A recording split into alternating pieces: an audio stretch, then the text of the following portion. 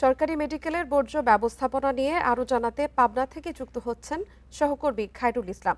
খায়রুল ইসলাম, আপনার কাছে জানতে চাইবো যে পাবনায় সরকারি হাসপাতালের বর্জ্য কিভাবে অপসারণ করা হয় এবং পরিবেশ দূষণ ঠেকাতে কোনো ব্যবস্থা নেওয়া হয়েছে কিনা।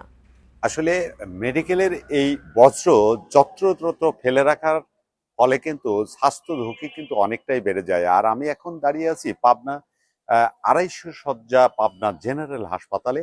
আপনি জানেন যে এখানে কিন্তু কর্মকর্তাদের সঙ্গে আমরা কথা বলেছি, তারা বলছেন যে যত্রতত্র তারা না ফেলে এই হাসপাতালের বিভিন্ন ধরনের যে বজ্র তৈরি হয়, এইসব বজ্র তারা স্বাস্থ্য ঝুঁকি কমাতে আলাদা আলাদা করে নির্দিষ্ট স্থানে তারা রেখে দেন এবং পরে পাবনা পৌরসভার কর্মীরা সেগুলো সংগ্রহ করে নিয়ে যান।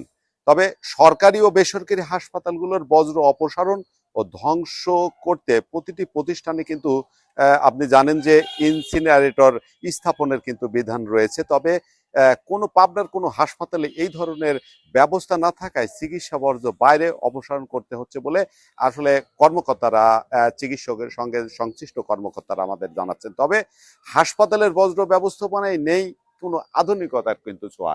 এই পাবনা, আপনি জানেন যে পাবনার এই জেনারেল হাসপাতালে আরো শয্যা যেখানে রোগী থাকার কথা রয়েছে, সেখানে কিন্তু এই আধুনিক কথার কিন্তু কোনো ছোঁয়া নেই। পাশাপাশি পাবনার যে অন্যান্য উপজেলা যে হাসপাতালগুলো রয়েছে অথবা বেসরকারি যে ক্লিনিকগুলো রয়েছে, কোথাও কিন্তু আধুনিকতার ছোঁয়া আমরা কিন্তু দেখতে পাইনি। আর বাংলাদেশের চালু হওয়া আধুনিক এই ব্যবস্থাপনা কিন্তু আধুনিক করণ কিভাবে করা যায় এই বিষয়গুলি কিন্তু নিয়ে আমি পাবনা এই জেনারেল হাসপাতালের যিনি পরিচালক রয়েছিলেন রফিকুল ইসলাম, তার সঙ্গে আমি কথা বলেছি। তারা বলছেন যে সরকারের একটি বিশেষ প্রকল্প রয়েছে এবং সেই প্রকল্পের মধ্যে পাবনা জেনারেল হাসপাতালকে কিন্তু অন্তর্ভুক্ত করা হয়েছে। তবে খুব দ্রুত সময়ের মধ্যেই এই হাসপাতালে আধুনিকরণ, বজ্র আধুনিকরণের ব্যবস্থা চালু হবে এমনটি কিন্তু আমাদেরকে জানিয়েছেন।